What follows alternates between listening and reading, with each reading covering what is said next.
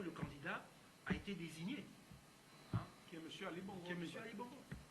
Hein, et par rapport à cela, M. Ali Bongo, sa candidature a prévalu parce qu'il a rempli les Nous critères. parlons pas de langage. J'ai dit que nous avons la responsabilité de L'accusation a été faite. commencer à porter les changements dans nos comportements de tous les jours. Ça veut dire que même au niveau associatif, ça commence là, avant d'aller dans le parti. Si nous voyons que dans l'association, nous sommes là un groupe. Si nous avons l'idée, tu as eu l'idée de créer une association, on doit comprendre que, je dois comprendre, tu dois comprendre que ce n'est pas toi qui dois être directement le président. Tu dois proposer l'idée à tout le monde. Qu'est-ce que vous pensez?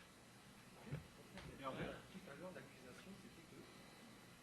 Mais oui, mais après combien d'années? Après Je peux réitérer. Ok, je vais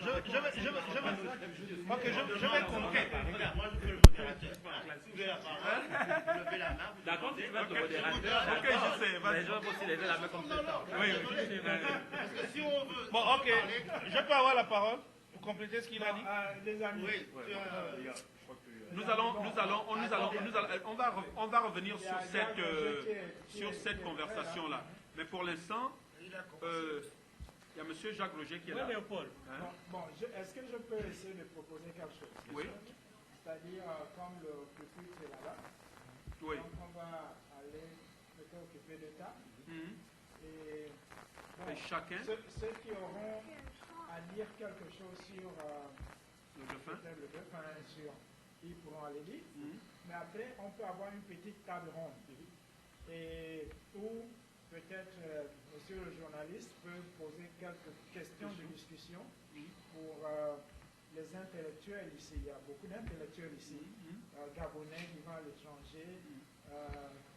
Au vu de tout ce qui se passe, hier c'était la mort du président Bongo. Aujourd'hui c'est la mort de Pierre Mamboundou.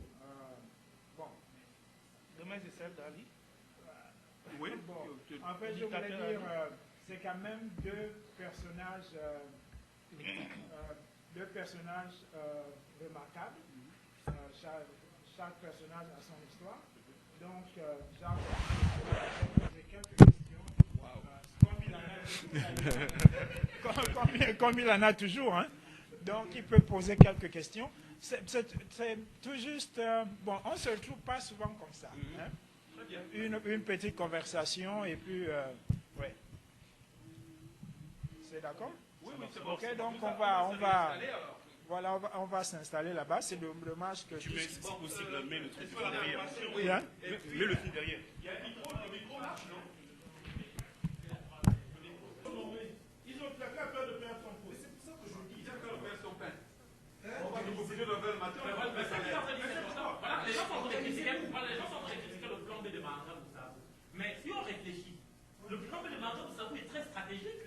C'est celui de dire qu'au lieu d'envoyer des candidats à la vague, on dit que puisqu'on est une opposition, et on sait qu'à Mbigou, le PDG est représenté par Béli Bouiki, au lieu que Léon Obama envoie son élément et toi tu envoies ton élément et nous trois les oppositions. Non, les gars, on s'attend de tous nos trois candidats. C'est qui le mieux placé sur le terrain pour faire le machin au regard du PDG.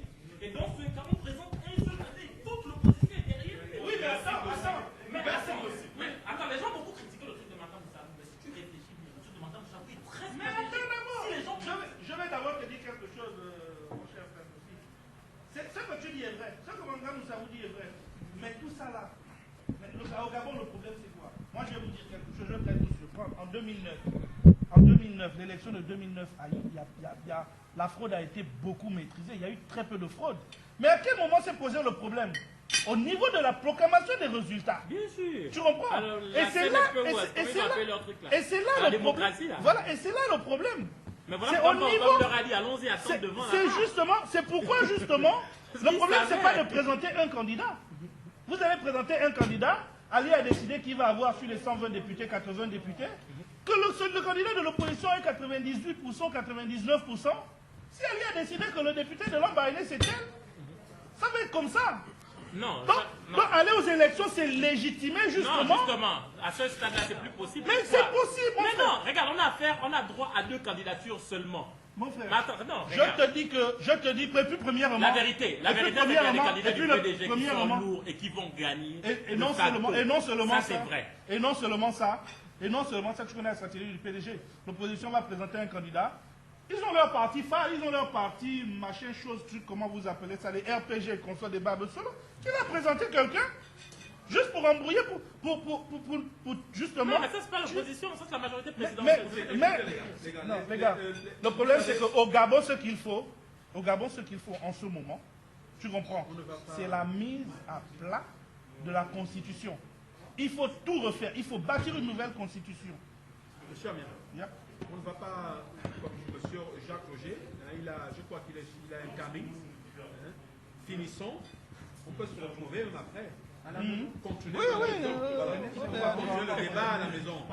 Le débat là, il est trop long. C'est rare qu'on se retrouve tous comme ça. On va finir. Non, mais Hervé me fait plaisir. On va finir. les gens critiquent ça parce que, bon, la cause du personnage. Non, c'est pas le personnage. Avec, les résultats, mon frère, tout est déjà... Finissons avec M. Mamboundou. Allô. Oui.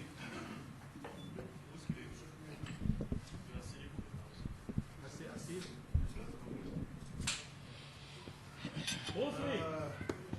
Bruce Lee.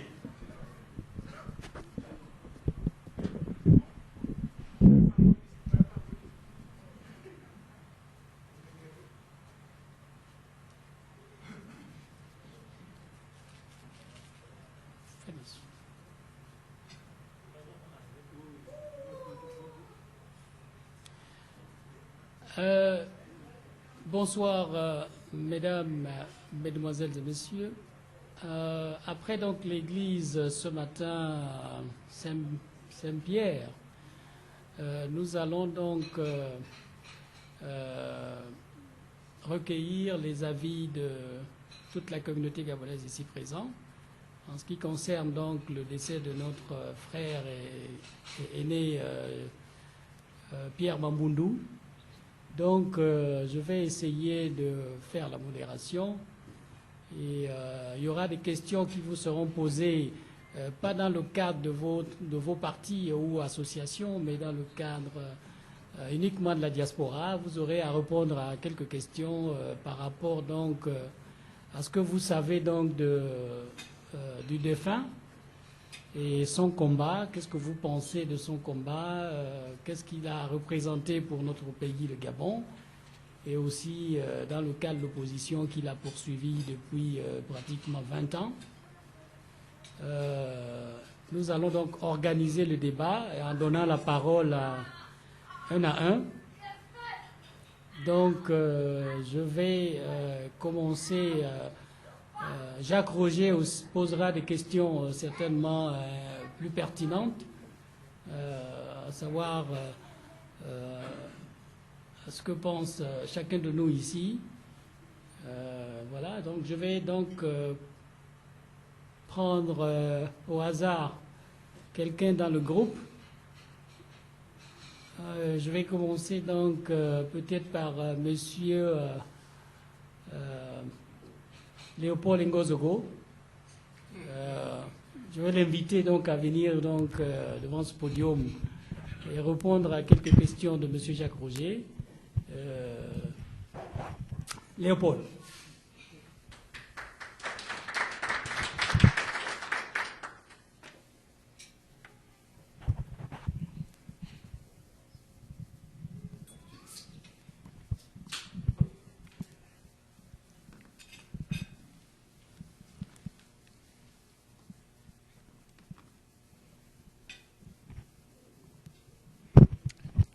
Oui, monsieur.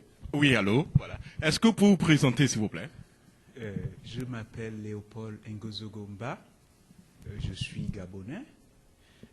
J'ai effectivement participé à l'organisation de la messe de ce matin en la mémoire de notre disparu, Pierre Mamboundou, un leader politique bien connu au niveau du Gabon et de l'Afrique. Quel est le message, selon vous, que M. Mamboundou, de son vivant, a voulu faire passer, a voulu faire comprendre à la diaspora africaine et surtout gabonaise? Je crois qu'il y a beaucoup de messages. Naturellement, si j'essaie de rentrer dans les détails, on va terminer probablement l'année prochaine, parce qu'il y a plusieurs messages. Mais je retiendrai toujours, je trouve qu'il est très très intéressant par rapport à sa vie même, depuis le départ, c'est-à-dire c'est un scientifique de formation qui a pu se convertir très très bien au niveau de l'homme politique, un homme très très pointilleux et très rigoureux quand il s'agit de la loi. Et tout le monde sait aujourd'hui qu'il a entrepris plusieurs réformes au niveau de la loi au Gabon. Je retiendrai aussi l'homme de courage, hein, un homme de conviction, un homme qui savait dire tout haut ce que certains pensaient tout bas. Il a aussi eu beaucoup de discipline à plusieurs niveaux. C'était aussi un homme d'endurance. Je n'oublierai jamais le courage quant à l'exil de Dakar. Vous savez tous qu'il était un haut cadre de la CCT, qui va devenir l'Organisation internationale de la francophonie. Et donc il a travaillé en France.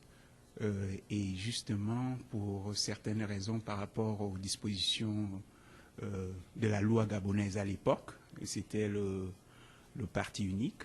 Il se retrouvera donc, parce qu'il a créé l'UPG, l'Union du peuple gabonais, il se retrouvera bien être obligé d'être exilé à Dakar. Et arrivé à Dakar, il n'a pas dormi. Homme de conviction, homme de courage, il a essayé de bien bénéficier, de bien s'implanter dans la vie au niveau de Dakar. Il était très actif, aussi bien au niveau des religieux, des intellectuels, des hommes politiques, et notamment pour ce qui concerne les étudiants. D'ailleurs, n'est-ce pas, c'est à Dakar qu'il a été en contact avec beaucoup d'étudiants gabonais, et il leur a demandé d'être courageux, d'être endurant, d'aller jusqu'au bout par rapport aux convictions qu'il avait, qu'il fallait changer la manière de faire les choses. Et bien entendu, comme vous le savez tous, je ne veux pas être trop long, il va repartir donc au niveau du Gabon, sachant bien qu'il était vraiment déjà condamné par rapport au Gabon à l'époque. Il ira là-bas, courageusement, il va affronter la loi et finalement, il obtient gain de cause et il devient candidat aux élections présidentielles. Donc, c'est en somme, hein, il y a beaucoup d'autres choses. Je pense bien que M. Mamboundou, Pierre, hein, inspirera beaucoup, et j'ose espérer que l'histoire et les scientifiques du monde, au niveau des historiens, vont s'appesantir à mieux nous faire comprendre, notamment par rapport aux nouvelles générations, l'œuvre que ce monsieur-là a pu faire, qui n'est qu'au début. Parce que je crois qu'il est peut-être parti physiquement, mais ses pensées, n'est-ce pas, l'homme est éternel, et c'est par rapport à ses idées. Et M. Mamboundou n'était pas nécessairement parfait, mais il voulait plus de justice, par exemple, au niveau du Gabon, et j'ose espérer que les jeunes Gabonais, politiciens ou non politiciens, société civile ou pas, vont continuer ou vont, n'est-ce pas, s'inspirer du message de notre grand frère Pierre Mamboundou. Je vais donc m'arrêter là pour l'instant. Si vous avez une question plus précise, et j'espère que je serai un peu plus court et concis. D'accord, la toute dernière question. Est-ce que vous pensez que son message a été perçu par les Gabonais et surtout par la jeunesse gabonaise? Oui, je crois que son message a été perçu. Et souvent, c'est ça l'avantage d'être une autre dimension. C'est-à-dire qu'on vous comprend souvent en retard. Beaucoup, par exemple, on a essayé de voir certaines de ces vidéos. On a l'impression que même des interviews qu'il a pu faire il y a plusieurs années restent d'actualité aujourd'hui. Et je crois que beaucoup de Gabonais ont compris son message, notamment de courage, de dire vraiment ce que vous pensez juste et de se lever comme un seul homme pour aller au bout de ce que vous pensez juste. Ce message-là est bien compris et il sera encore plus compris dans les jours qui viennent. Je vous remercie. Moi aussi, je vous remercie. sa brillante intervention. Et nous allons donc continuer, M. Jacques Roger, dans le débat avec quelqu'un d'autre ici, Jean-Claude Nzamba, qui a fait partie de l'organisation justement de cette cérémonie. Jean-Claude Nzamba, à vous la parole.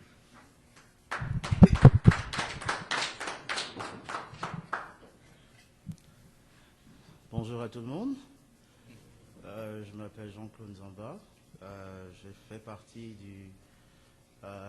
du comité mixte de la diaspora qui a fait partie de l'organisation de l'événement avec monsieur Mba ici, monsieur Ndandamani, monsieur Mikoma et mon frère ici, André Boisson.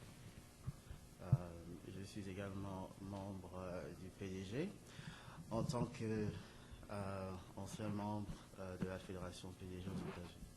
Donc, je profite de cette occasion pour souhaiter encore au peuple gabonais et aux membres de l'UPG nos condoléances les plus attristées et partageons avec vous la même douleur.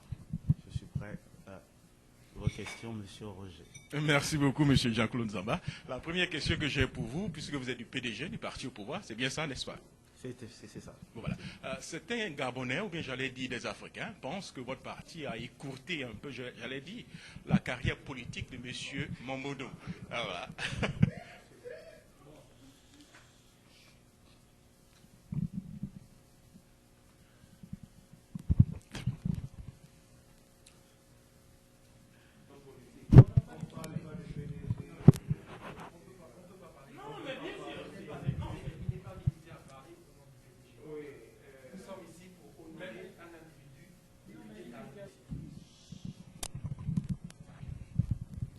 Voilà, encore une fois, merci beaucoup, M. Jean-Claude Nzamba. Quand on prononce le nom de M. Mamboudou, qu'est-ce qui lui revient? À quoi vous pensez? En 2 mots. Très bonne question. Quand je pense à M. Pierre Mamboudou, la première des choses qui me vient en tête, c'est quelqu'un qui a respecté les institutions du Gabon. Ce n'est pas quelqu'un qui a passé son temps à diffamer ou à insulter, mais qui a utilisé les moyens qui sont à la portée de tout Gabonais, c'est-à-dire la loi, de faire passer ses idées et ses idéaux pour le Gabon. Pendant ces temps, bon, il n'a pas eu seulement cette chance de prouver au peuple gabonais qu'il avait une conviction et qu'il avait, disons, un programme pour ce pays. Est-ce que vous avez quand même des regrets? Vous n'auriez pas voulu certainement voir M. Mamboudou un jour président du Gabon et diriger ce pays et montrer exactement ce qu'il peut faire pour le Gabon? Le regret que j'ai aujourd'hui, c'est qu'il soit parti si tôt. Je pense que quand on parle d'élections présidentielles, effectivement, dépendamment du camp dans lequel vous vous situez, il peut y avoir des regrets. Vous verrez la même chose dans tout pays de ce monde. Hein. Il y a toujours un gagnant, il y a un perdant. Par rapport à un programme, je pense que comme tout candidat à une élection présidentielle au Gabon, il avait un programme bien spécifique, que toute personne, en fait, qui était à l'écoute du débat politique sont au courant.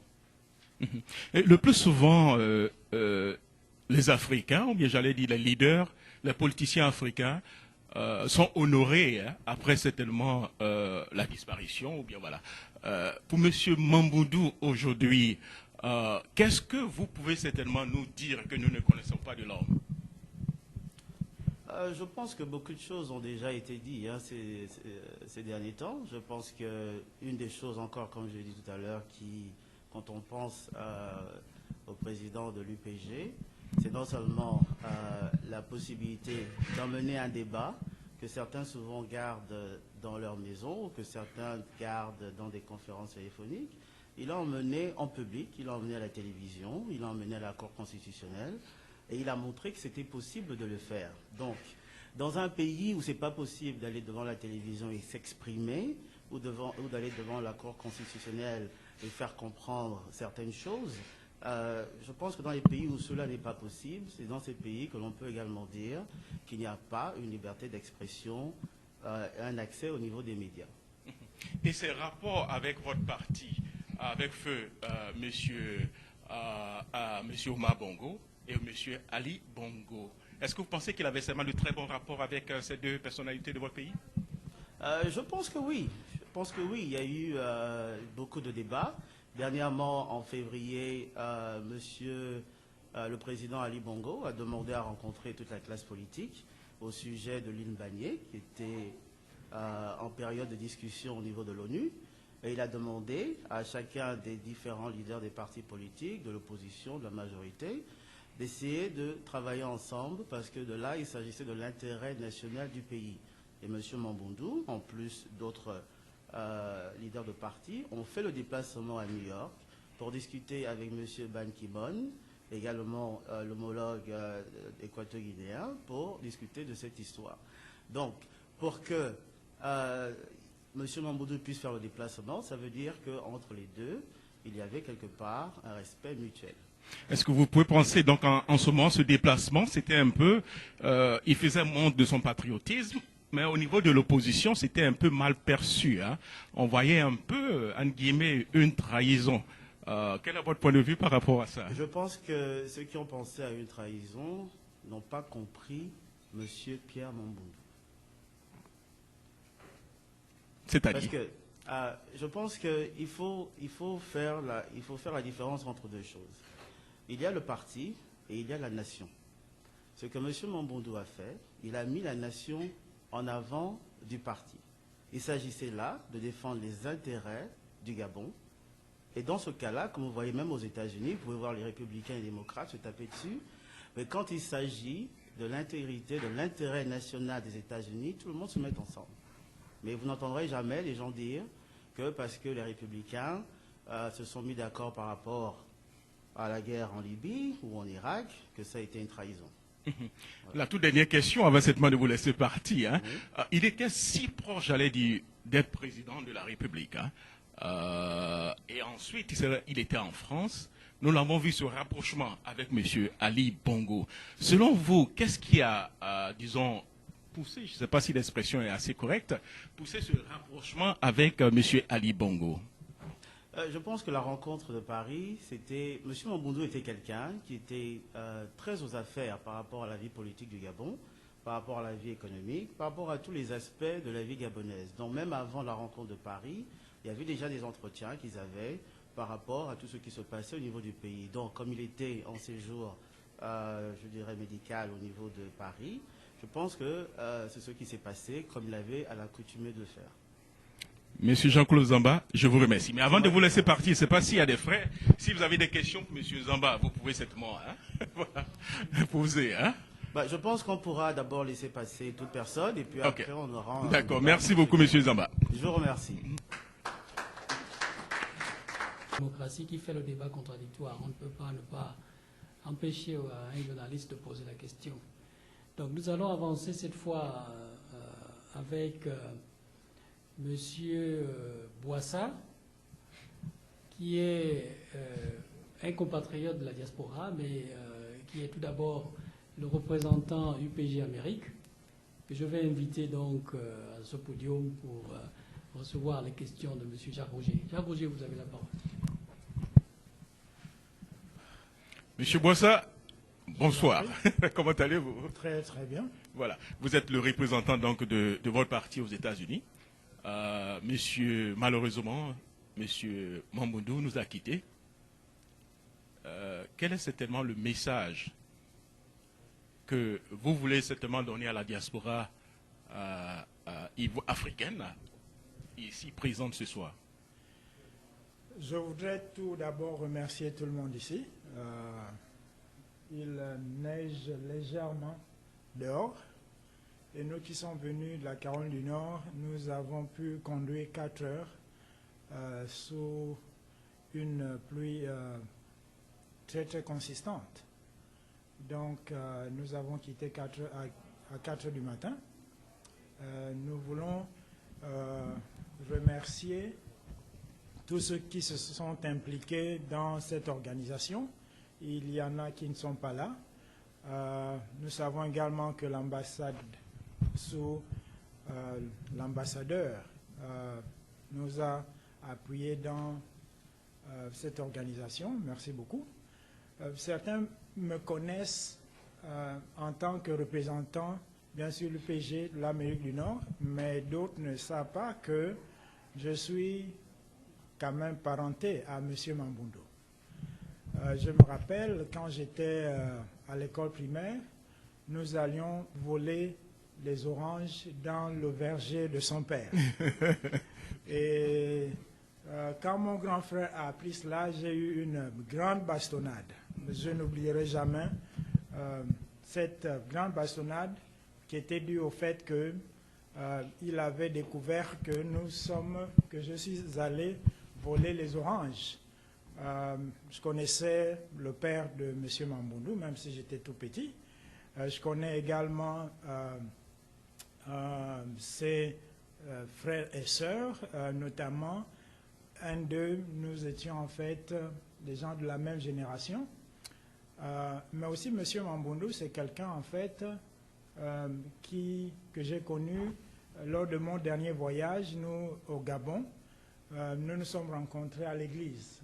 Ce jour-là, c'était, pour ceux qui connaissent l'église d'Avia 2, il y a mon frère tout à l'heure qui venait de me reconnaître dehors. Il m'a demandé si j'étais à l'église d'Avia 2. Donc, ce jour-là, j'étais l'orateur. Après le service à l'église d'Alliance chrétienne, nous nous sommes vus au bureau. Il avait voulu qu'on se voie. Nous nous sommes vus au bureau. Il y avait sa garde dehors et nous nous sommes retirés au bureau d'un ami qui était le pasteur de cette église. Nous avons passé peut-être 20 minutes de conversation sur le message que j'avais bien sûr apporté ce jour-là. Donc, je garde un bon souvenir de lui en ce qui concerne sa foi chrétienne d'une part, mais d'autre part aussi en ce qui concerne la vie de famille, parce que, comme je vous ai dit, je connais en fait sa famille. Vous savez, mon père était de Moabi, après il est venu émigrer à Mouila, et nous autres, nous sommes nés à Mouila. Et mon père était parmi, ici on dirait, disons, il était businessman, mais dans le contexte du Gabon, on dira que c'était un commerçant. Disons, le père de Mamboundou, du président Mamboundou, était aussi un commerçant. Donc, nous nous connaissions très bien. Maintenant, par rapport à votre question, M. Jacques Rouget, je voudrais quand même avouer que le message, c'était par rapport au message, non? Que, voilà, le message que je crois avoir gardé du président Mamboundou par rapport, bien sûr, à la diaspora, c'est d'abord un message de... Il y a deux messages. Le premier message, c'est celui de le début de sa bataille. On ne peut pas vivre à l'extérieur, voir tout ce qui est bien, et rester insensible. Ce n'est pas possible. Un jour, j'étais en train de... Je crois que j'allais à Houston, et en passant par Dallas, et j'avais pris un petit avion qui faisait le pilotage à vue à partir de Dallas. Et j'ai pu regarder comme par oiseau, disons, le nombre de routes qu'il y avait. Beaucoup de routes, mais quand on voit par exemple Libreville, on se rend compte qu'il y a seulement une seule route qui va du bord de mer jusqu'à l'intérieur du pays. Mais M. Mamboundou, le premier message qu'il a donné aux gens de la diaspora, c'est le message en fait du besoin d'un changement à partir de ce que nous voyons à l'extérieur.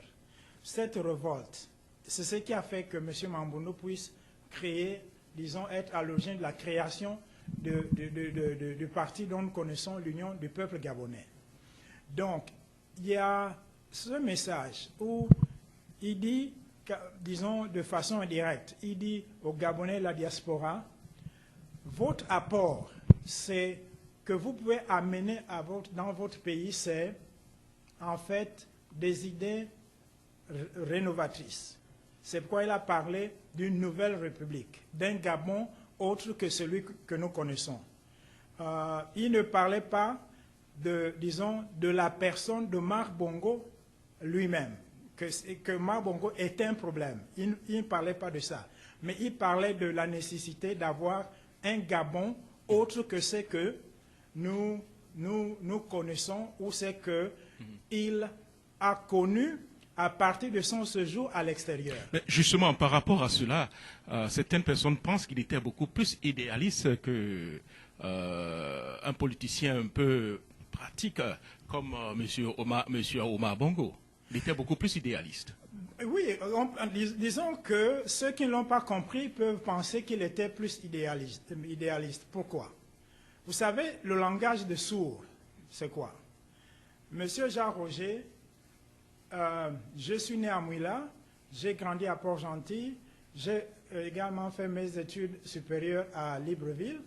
Mais regardez, quand j'arrive à Port-Gentil, je pense que Port-Gentil, c'est en fait le sommet de tout. Mais quand je parle de Port-Gentil pour Libreville, je me rends compte que Libreville, c'est l'idéal. Nous avons des échangeurs. Et quand je voyais ces échangeurs, je me disais, mais j'ai jamais vu ça à Mouila, j'ai jamais vu ça à Port-Gentil. C'était extraordinaire. Imaginez-vous que moi, dans mon contexte de petit garçon vivant à Mouila, quelqu'un venait me raconter qu'à Libreville, il y a des échangeurs, et moi, je peux, disons, amener les échangeurs ou, disons, construire ce genre d'infrastructure à Mouila. Ces infrastructures que vous voyez, par exemple, sur les journaux, ça peut être dupliqué à Mouila. Quelqu'un qui n'a jamais vécu cela, qui n'a jamais été à Libreville, qui ne sait pas comment ça marche, va me traiter de quelqu'un d'idéaliste. Quand les gens n'arrivent pas à voir les actions, le plan que nous disons être plus concret, traduit en action, les gens pensent qu'on est idéaliste. Mais en fait, tout a été créé par d'abord la parole. Mais il faudra que cette parole puisse refléter quoi?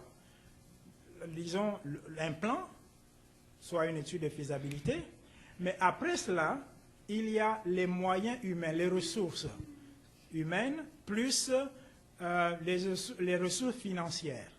M. Mamboundou n'avait pas les moyens de mettre, disons, ses idées en action du fait qu'il était limité par la situation politique, mais également le fait qu'il ne pouvait pas faire passer ses idées et devenir président. Moi, j'en suis convaincu que s'il était président un jour, les Gabonais penseraient autrement. Vous avez dit tout à l'heure faire passer ces idées auprès de la population gabonaise ou bien du parti au pouvoir. Quoi faites-vous allusion? Mon prédécesseur qui est passé a parlé de M. Mamboundou, qui était un homme de loi, de droit, quelqu'un qui avait, qui voulait, en fait, qui voulait un pays de droit. Passer ces idées, c'est dans le sens de, quand il réclamait que ce pays soit un pays de droit, disons, ses interlocuteurs n'ont pas voulu que cela soit possible. C'est dans ce sens, c'est-à-dire son discours être accepté et que, disons, les conditions politiques lui permettant de, disons, de transformer ce discours en réalité, par exemple, à l'Assemblée nationale. Il a fait passer certains projets de loi, d'une part, mais d'autre part, il a été buté par le fait que le milieu dans lequel il vivait, ses interlocuteurs n'ont pas pu disons, accepter tout cela. C'est dans ce sens-là, monsieur. Oui, en tant qu'aussi représentant, la toute dernière question, représentant de votre parti ici, M. Mamoudou était comme un éléphant dans une maison. Hein. À part lui, il n'y avait pas du tout, si vous voulez, de personnalité qui émergeait autour de lui. Est-ce qu'il a eu le temps, certainement, de préparer sa succession? Bon, c'est une question qui est souvent posée aux leaders, à plusieurs leaders, non seulement de notre pays, mais aussi africains. Bon, l'histoire va nous, en fait, les jours qui suivent ou les mois qui suivent, vont nous montrer s'il a eu le temps de préparer sa succession ou pas. Mais ce que je pourrais dire, c'est qu'il y a un comité exécutif qui existe, il y a des acteurs, sinon un parmi eux qui aujourd'hui défend l'héritage, bien sûr, du président Mamboundou. À quelques jours de sa mort, je pense que jusqu'à aujourd'hui, nous pouvons dire que le parti a quand même quelques assises, quelques bases, disons une base, qui pourrait dire que l'histoire retiendra que le président Mamboundou a laissé une base pour en supporter non seulement le parti, mais également pour apprendre, qui pourra en fait gérer l'avenir, bien sûr, du parti dans quelques années ou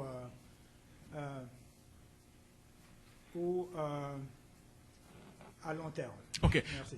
Oui, excusez-moi, j'ai une autre question pour vous avant de vous laisser certainement partir. Ouais. Par rapport... Attendez une minute. Oui, est-ce que... Bon, avant de poser cette... Je vais vous poser deux questions. Est-ce que vous ne pensez pas que votre heure est arrivée? Monsieur Dadis Camara nous disait toujours, et je pense qu'il avait raison, le président guinéen, que c'est un problème de génération, un problème générationnel. Est-ce que vous ne pensez pas que votre heure est arrivée pour briguer, pourquoi pas, la présidence de votre parti politique? Vous parlez de moi, Boissa? Oui, monsieur André Boissa. Pourquoi pas? Non. Monsieur André Boissa, je ne sais pas quel âge vous avez. Monsieur Obama, il a à peine 50 ans. Il est le président des États-Unis. Le Premier ministre britannique, il a à peu près 47 ans. Monsieur Nicolas Sarkozy a à peu près 55 ans. Je pense que votre heure est arrivée. Moi, je pense que l'heure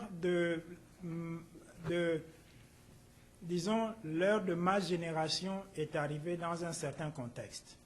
Maintenant, est-ce que c'est moi? Pour le moment, je pense que je peux contribuer au débat politique aujourd'hui. Soyez plus ambitieux, M. Boissa. Mais le fait de contribuer, c'est déjà une